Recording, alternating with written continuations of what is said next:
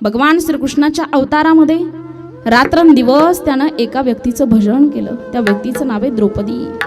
द्रौपदी द्रौपदी सुंदर असं भजन करावं. आणि ते भजन ज्या वेळेला उद्धवाच्या कानावरती पडायचं ना, उद्धवाला ही गोष्ट खटकायची. उद्धवानं एक दिवस म्हटला जगाच्या मालकाला, अरे चतुरा तो शिरोमणी खूण लावण्याची खाणी असं म्हणतात रे देवा, पण वेडायच देवा, तुला कळत नाही, आपलं ते आपलं असतं, परक ते परक असतं. अरे द्रौपदी ताई तुझी मानलेली बहीण आहे आणि सुभद्रा ताई तुझी सखी बहीण आहे. कायम द्रौपदीचंच नाव घेतो, कधीतरी कृष्णाचं त्या ठिकाणी सुभद्रेचं नाव घेत जा. आता सुभद्रेचं नाव घेत जा म्हटल्यानंतर देवानं सांगितलं उद्यापासून मी द्रौपदीचं नाव घेणार नाही, सुभद्रा ताईचं नाव घेत जाईल. अरे देवा, मला काय तुमच्या नात्यात अंतर नाही पाडायचं, पण आपलं ते आपलं असतं, परक ते परक असतं, हे कोण सांगतंय देवाला? देवाचा एक चांगला मित्र, एक चांगला भाऊ, एक चांगला भक्त, अशी अनेक नाते देवाशी ज्याचे जोडलेले आहेत ना, त्याचं नाव आहे उद्धव. आणि तो उद्धव सांगतोय देवाला, देवा अरे आपलं ते आपलं असतं, परक ते परक असतं. देवानं सांगितलं उद्यापासून नाही भजन करणार द्रौपदीचं, सुभद्रा ताईचं भजन करतो. भजन चालू केलं आणि देवाला कृतीतून दाखवून द्यायची सवय होती बरं का. बराचसा कालावधी जाऊ दिला देवानं आणि एक एकादशी आली. एकादशीच्या दुसऱ्या दिवशी सकाळी सकाळी उद्धवाकडे गेले भगवान श्रीकृष्ण आणि उद्धवाला म्हणतात, अरे कालची एकादश होती, खूप भूक लागली. म्हटले भूक लागल्यामुळे पोटात कावळे ओरडतायत, आपण जरा सुभद्रा ताईकडे जाऊन नाश्ता करून येऊ. आता सुभद्रा ताईकडे जाऊन नाश्ता करून येऊ म्हटल्यानंतर निघाले दोघंही नाश्ता करण्याकरता. आता नाश्ता करण्याकरता गेल्यानंतर सकाळी सकाळी आवाज दिला उद्धवानं बाहेरून, सुभद्रा ताई अगं जगाचा मालक आलाय नाश्ता करण्याकरता, वेळ असेल तुझ्याकडे तर काहीतरी इडली सांबर पोहे असं काहीतरी बनव म्हटले. आता देवानं सांगितलं त्या ठिकाणी बनव, माझ्याकरता कालची एकादश होती ग. ती सुभद्रा ताई सांगते, देवा असा कसा रे अवेळी येतोस बघ तू. अरे देवा हे बघ मला जायचंय माझ्या मैत्रिणीच्या मुलाच्या लग्नाला आणि तू अवेळी आलास, माझ्याकडे वेळ असतं तर तुझ्याकरता काही पण बनवून दिलं असतं, माझ्याकडे काही वेळ नाही. एक काम कर, टेबलवरती फळं ठेवलेली, त्याच्यावरती फळं ठेवलेली, तू घे, त्याच्यातले फळं कापून खा आणि तुझा नाश्ता करून घे.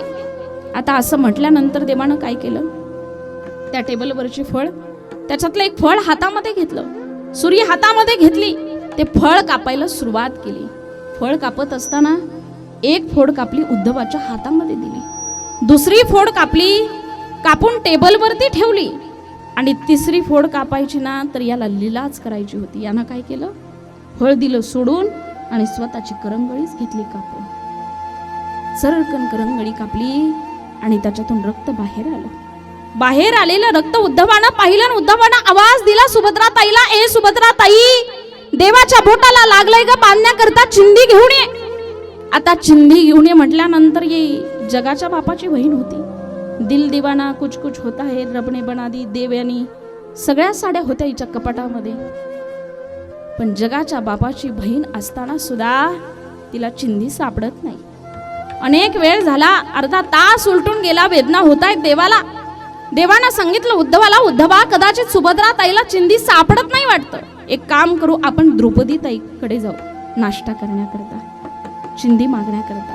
सकाळी सकाळी निघाले आणि द्रौपदी ताईच्या दाराकडे जात असताना ही सकाळी सकाळी द्रौपदी हातामध्ये गंध फूल अक्षदा आरतीचं ताट आहे, तुळशीला पाणी घालते आणि तुळशीला पाणी घालणारी द्रौपदी भगवंताचं सकाळी सकाळी गोड भजन करते.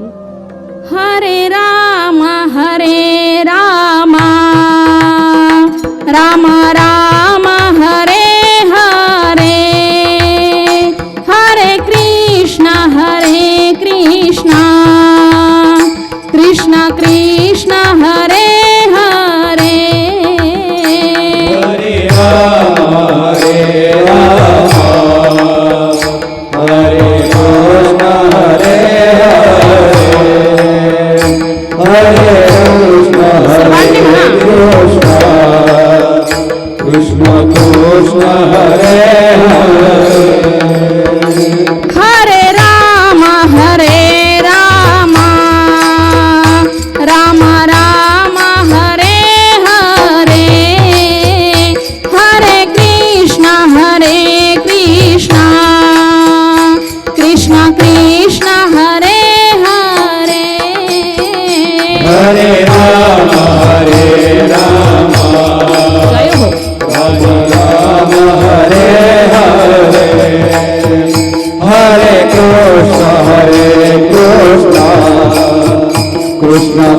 कृष्ण हरे हरे हरे राम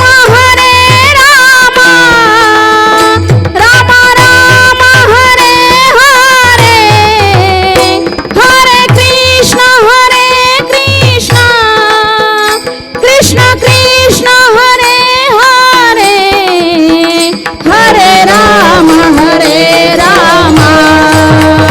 राम राम हरे हरे हरे कृष्ण हरे कृष्ण काय हो कृष्ण हरे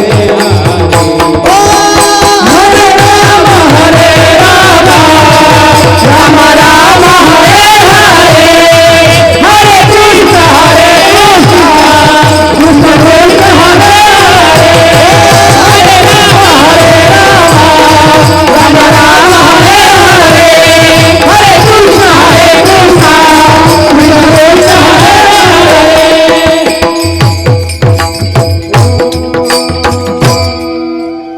गोड असं भजन द्रौपदीचं सकाळी सकाळी चालू आहे.